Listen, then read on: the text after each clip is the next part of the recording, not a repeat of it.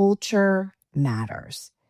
And if you don't keep your eye on that ball and really focus on teaching people the culture that you expect, then, as I mentioned earlier, epic failure.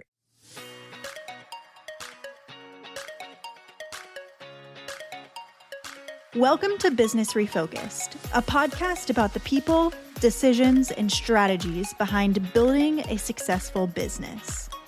Each week, we talk with leaders and operators about what they're learning, what's working, and the challenges that come with growth. I'm Lindsay Sexton, and I'm happy to introduce you to my co-host, who just so happens to be my mom, Carey Wallace. Let's get into it. Hey, Mom, how's it going? Lindsay, it is a Monday, and I am having a fantastic day. I hope you are too.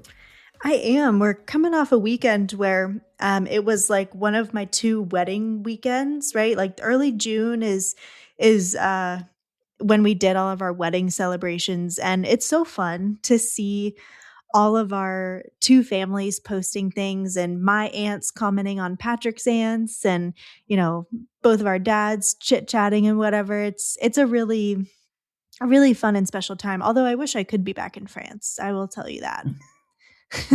Listen, I thought you would do your 1-year anniversary in Venice. That's actually what I thought you guys were going to try and do, which but it has been cool. It seems crazy to me that that's already a year ago.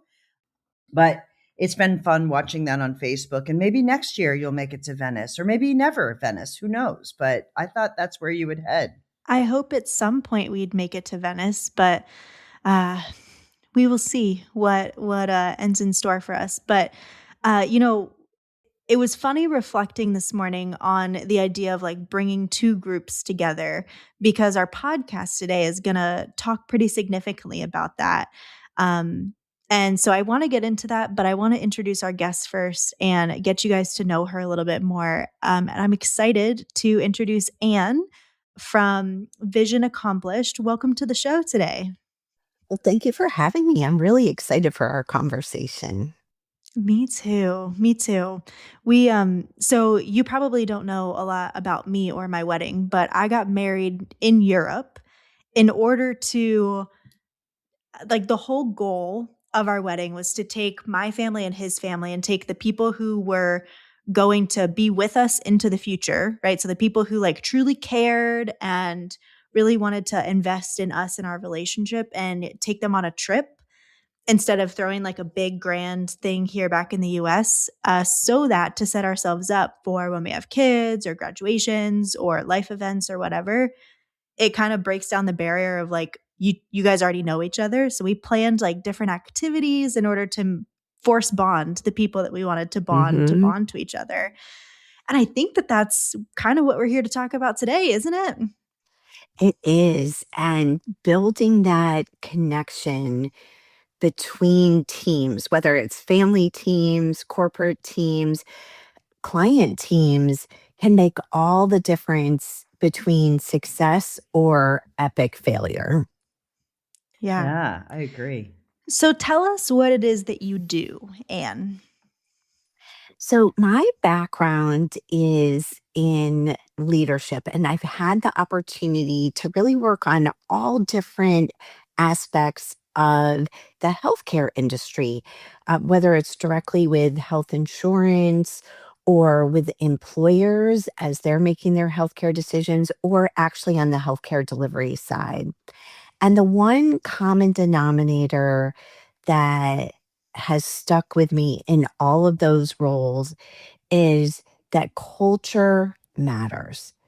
And if you don't keep your eye on that ball and really focus on teaching people the culture that you expect, then, as I mentioned earlier, epic failure. And it's not obvious that that's the reason. But if from the beginning you focus on culture, teach it, meld it, especially when you're bringing 2 disparate entities together, that can lead to success and belonging and really building a very successful future. Yeah, I love that. It's so true.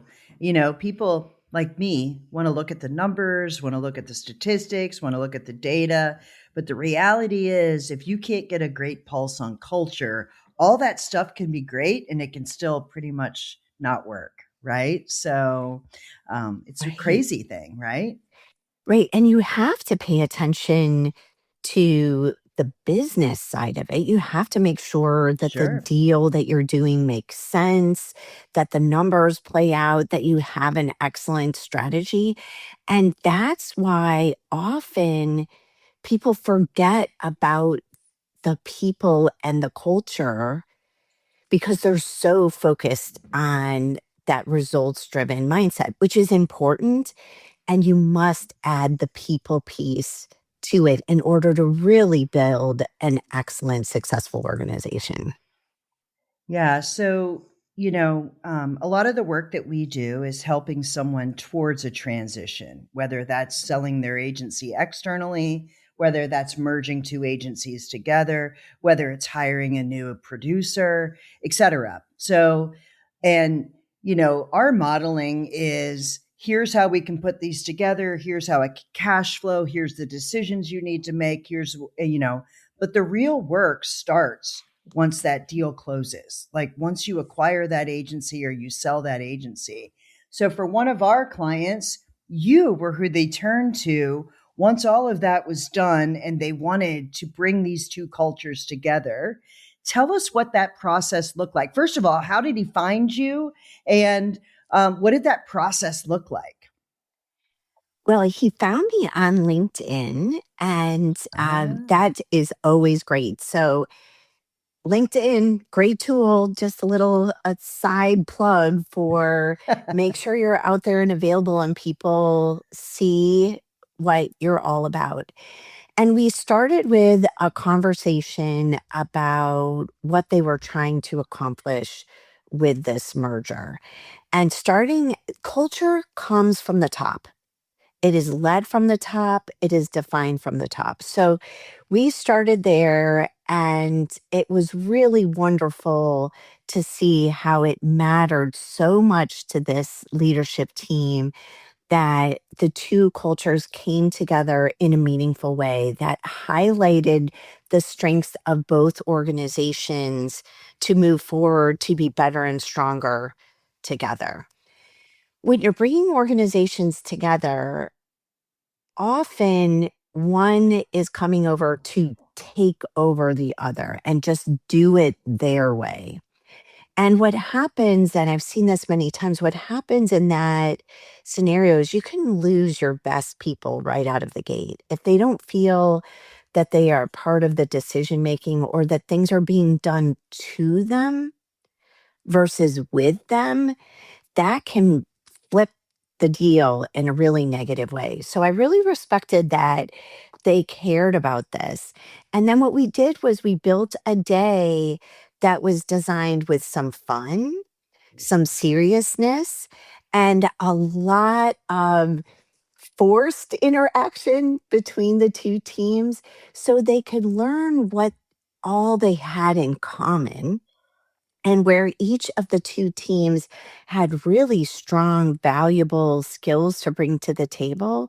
So by the end of the day, not only did they know one another as real people, not just reputations, but they also saw the vision where leadership was taking the joined company.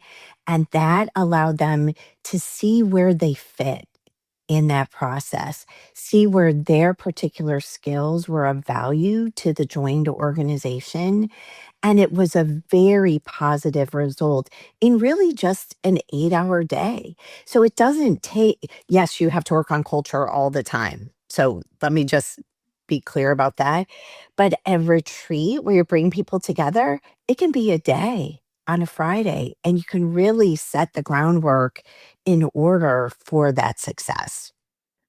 So I'm interested, are those typically followed up by additional team meetings that are set up at that time? Do you suggest that an organization does that on a regular basis? Like, what is the next Yes. step, right? So you've taken the two organizations, you've blended them together. Everybody's in this like la la honeymoon phase. What's next? Well, what's next is really three key things. The first is it can't be the flavor of the day. Whatever was Mhm. said in that meeting has to be followed through. And communication is key to success in all of this. Really making sure that what you said that day you're taking action on, that the conversation continues. And especially at the leadership level, that you don't say, well, okay, check, we're done with that. That you keep talking to everyone in the company, listen to what's on their mind. When they are not feeling it, not feeling that belonging or part of the whole, hear what they have to say, figure out what you can and can't do to make that work, and constantly keep that piece of interaction rolling. So they started talking about, for example, each team had people that were in the same lines of business. So, how are they going to bring their staff meetings together? If one team Mhm. did a Monday 8 a.m. huddle and the others did a Tuesday, well, what were they going to do together to kick things off? How do they now merge their daily habits into combined habits so that they create this interaction, not just say, hi, we love each other, this was fun, and go back and do things the way you were doing it before, but really force that change on both sides of the coin. So, Anne, what do you think one of the best activities you did at that retreat? One of the most impactful things? If someone's listening and they're like, we didn't do this. Oh no, we actually merged our agencies together and we missed this step. But, maybe it's not too late. What is one of the activities that they might want to do between the people that they've brought together? It's hard to pick one, but I would say the most important piece is for whoever is in that leadership seat now needs to Mhm. set the vision and say, here's who we are today, here's where we're going, and then show everybody how they fit into that. And that could be, depending on the size of your organization, that could be a Zoom or Teams meeting where you start it. But then you've got Nice. to get in with the team, roll up your sleeves, listen to them, and not just tell them what you're going to do, but tell them your plan and then get their feedback Mhm. and show that interaction. Get to know people as people, not just jobs, and spend that time. It's hard for the leader, especially depending on the size of the merged entity. That may mean a lot of travel time, but getting with them face to face, in person, sharing your vision, but then hearing and truly listening to what they have to say is critically important so that they feel part of this change.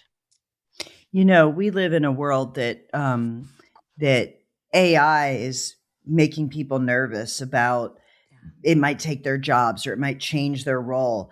A merger does the same thing. Like this could mean Mhm. that I don't have a role, and there could be a lot of fear in the room when you bring everyone together. How did you What are some of the best ways to ease that fear? And what are some things that you do in order to maybe in advance of the meeting, during the meeting, and after the meeting to keep that fear at bay? Mhm. Well, fear, as you identified, is a critical issue to address as you're looking at bringing teams together, because that's exactly what everybody thinks. What's going to happen to my job? Do I need to look for another one? Will I be able to use this new technology? What do I think of these people? It just balloons. And by communicating that vision up front and then helping people see where they fit makes a big difference in that. That fear, though, is in the head of each individual. And so you can't just in a 1-day retreat get that off the table. That's really the starting point of where you're getting your vision out there. But then knowing your team, who are your great people that are feeling nervous, hearing what they're feeling nervous about, and then doing everything you can to communicate how that particular fear is not something that's going to happen. Or if it is something that's going to happen, help them work through that and see how they'll come out well on the other side. So let's just take technology. I've used the same technology at my agency for 10 years, and now there's this whole new system I have to learn. Mhm. I'm afraid I won't be able to do it. I'm really good on this old technology. That's how I've made my money, my success. Now there's this whole new thing. I've got to start over from the Sure. beginning. Well, the way you make somebody feel comfortable about that is explain, here's how we're going to do all the training. Our expectations aren't that you will know it right out of the gate. Here's how it's different from the system that you use. Here's a buddy who's going to be your go-to person that you can ask them anything about this software. It takes a lot of hands-on work of the leadership to pay attention to what those little nervous worries are and make sure that you're building a system to address it and get your leadership team behind you on that. So it's not like, oh, here's this, here's the manual, good luck. That's when you lose your Yeah. good people. Right. Right. Well, I guess while we're talking about this too, these things might happen at different times, right? Like Yes. using the merger as an example, I guess, there might be different people who are increasingly nervous or decreasing in nervousness at different times. So I guess my question is, at what time is right to have this merger meeting? How do you know when to time it correctly? And also, how soon should that be after a merger or a purchase or a big transition has happened? Do you have that? My recommendation is that you have a meeting like this as soon as possible after that close date, because this is setting the stage for how you will move forward. And really, all your work up front, making sure the deal is a good deal, gets them to closing. But at closing, that's the start of all this culture work and making it actually happen. So the wonderful work that you do up front to make sure the deal is great helps get that business plan ready to go. And now the team, the leadership team has to build the culture and talk about it all of the time. And Lindsay, you're so right.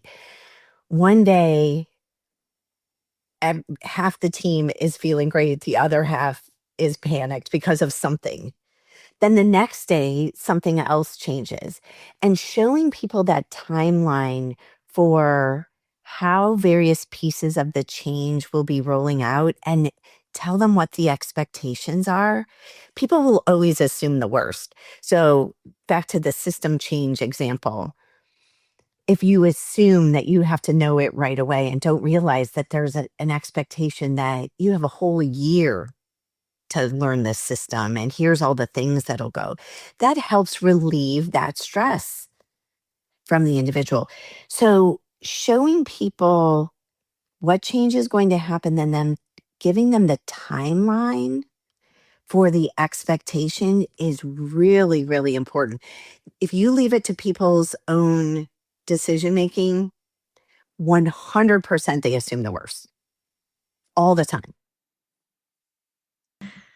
Yeah, I agree with you there. I probably am on the exact same wavelength of that assumes the worst at it's the easiest It's path, natural, right? right?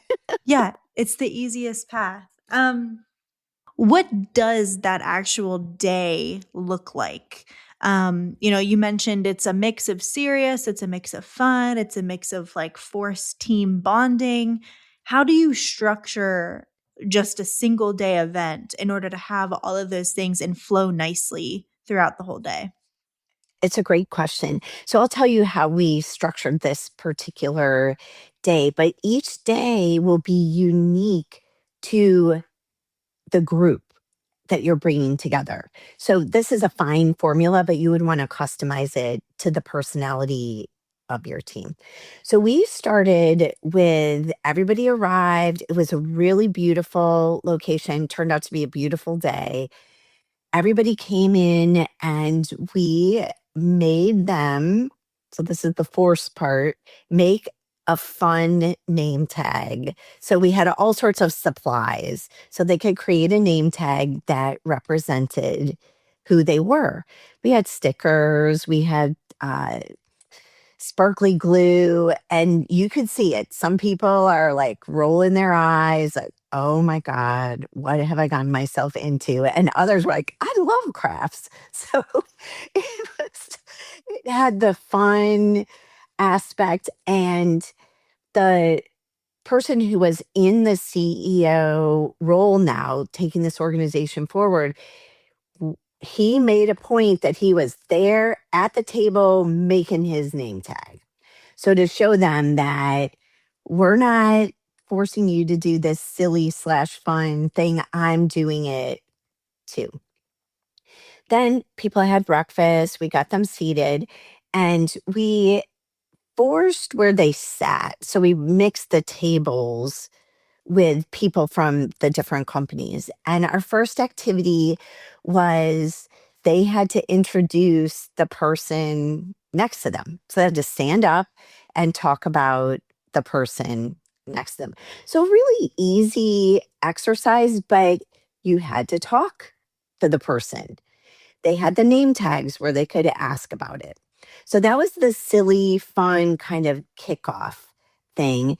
Then we went into serious mode. So the new CEO presented the vision for the organization, the timeline for how things will roll out, the expectations of what is coming. And then I presented to them about change. So we talked about the impact of change on a team, how you feel nervous about all these different aspects. We use something called the SCARF model, which is a really wonderful model to review because it gets into the psychology of change with a team and shows you different areas to focus on as a leader in order to help the change flow smoothly. And we said to everyone in the room, this is change together. This isn't change being done to you. If you're not feeling it, raise your hand, ask the question, bring it forward. Don't assume that what you think is going on if you don't feel good about it. You might be right, but you might be wrong. And that piece of it, engaging the whole team in the change and giving them that permission to raise their hand, bring issues forward, is very important to set the foundation. You then have to make sure that the opportunities are there for the introvert who's not going to raise their hand to express their concerns. So then we did that. So that was serious. And then we had an interview and Q&A so they could start asking questions. And they did, which was excellent. Then we had lunch. Then we did something which was really fun. Each team did a skit about a day in the life at their agency. And it sounds silly, but it was fun. And what they saw through that was the commonalities. What was very similar. So they each came together and built that skit alone. But then when they presented, you saw, yeah, crazy customers. We all have crazy customers. Yeah, the phone, we're relying on our front desk to get the right call to the right place. And then that set that wonderful groundwork for them to see the similarities. And then we broke them into teams of like personal lines, commercial lines, and they had to come up with their vision and ask to leadership for what they need to be successful in the coming year. So then they presented to the leadership team as commercial and personal lines. So they were working together as the merged teams to ask for what they needed. And then they had happy hour, which was always an important end to the day. Always That's awesome. important. So, was there any question that was asked of that leader that surprised you? Was there anything that, I think oftentimes it's hard to be the person that raises your hand and ask a question. You know what I'm saying? And if you're the facilitator, you've probably seen that there are questions that are asked, or is there one that you should maybe you want to give advice to the owner, be prepared to answer these types of questions, maybe some examples of what the questions were. Yeah, that'd be great. Yeah. So, one of the things we did that was super helpful was we sent out a survey before the Nice. day saying, what questions do you have? And we also had a board that day where people could just write on a sticky note and say, these are things that are worrying me. So we had a little bit of a preview on that. I am always surprised about how personal the questions are. So Mm. it's rarely about like the financial viability of the transaction. People are like, "Oh, it must be fine." Nobody's asking questions about the P&L. Nobody's really asking about strategy, but what they're worried about their healthcare benefits. Or one agency had a more open policy as it related to being in the office versus working from home than the other did.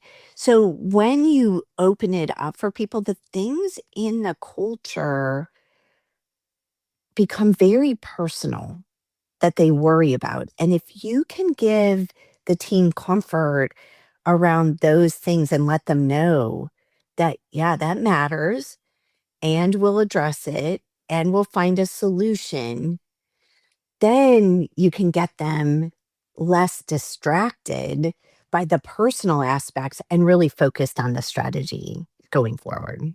So I worked with an agency that merged, and they were basically the same size agency. And we put together a frequently asked questions because we Yes. wanted to, out of the gate, say, and we basically said, they really don't think about the strategic things that took to get here. What they care about is, how does this impact my everyday life? How's it going to impact my family? How's it going to impact my job? Is it going to impact my pay? Is it going to impact my benefits? Will I have to change something that I'm doing? Like, it really is really close to Personal. them what they want to Yeah. know. And then once that's fine, they can start to think strategically. But to think someone that hasn't been from there from the beginning can get to the big picture, they really are. I need the details of what this means to me. And that's not a selfish thing, because the people who are putting together the strategic have had all kinds of time to think about how it means to them. This is not a small thing that happens, and not a very fast thing that happens. It actually takes a lot of time. So it's helpful to put yourself in that person's shoes and say, what are the day-to-day things? And again, you can almost see someone relax as soon as all those questions are Yes. answered. Yeah. And Yeah. letting them know that it's okay to Right. ask these questions and that it matters at the leadership level. Another one of those assumptions that people have is that the leadership doesn't care about me as an individual and that I'm expendable and it's all about personal success at the highest level. So to show them that you're a person as the leader, you truly care about Yeah. them as a member of the team and you really want to hear from them, that goes a long way in building trust for the leadership. Yeah. Well, I think that what you do is the hardest work in all of this. It's when the numbers, they're pretty black and white. And I'm not saying what we do is not difficult, but truly taking the most valuable part of any organization, which is its people, and helping to build that trust from the beginning is it takes a lot of time, it takes a lot of care. And I love that our common friend reached out to you to really be thoughtful in his process and how he did this. What is the number one piece of advice you would give someone that is contemplating selling their business, merging with someone else, being acquired by another agency? What is the number one piece of advice you would give to the people that are leading that process? Don't forget about the culture and the people. That is your success. The numbers, you're right. They're black and white. They play out. Don't forget about the people that got you there. Yeah. Great advice. Well, Anne, it's a pleasure knowing you. Thank you so much You for coming on too. and sharing your story. I really appreciate it. I'm sure there are plenty of agency owners that would have loved to have you there as they were merging their agencies. And we will be It's sure to never put too all of late. you exactly. We'll be sure to put all of your contact info in the show notes. No problem. So awesome. Thanks so much for tuning in to the Insurance Refocused podcast. If you enjoyed the episode, please be sure to hit subscribe and leave us a review so you'll never miss us. Want to learn more about how Agency Focus can help you grow your agency? Head to agency-focus.com or email Carey directly at carey@agency-focus.com. If you need to get in touch with me, feel free to shoot me an email at lindsay@agency-focus.com. Thanks so much for tuning in. We'll see you next week.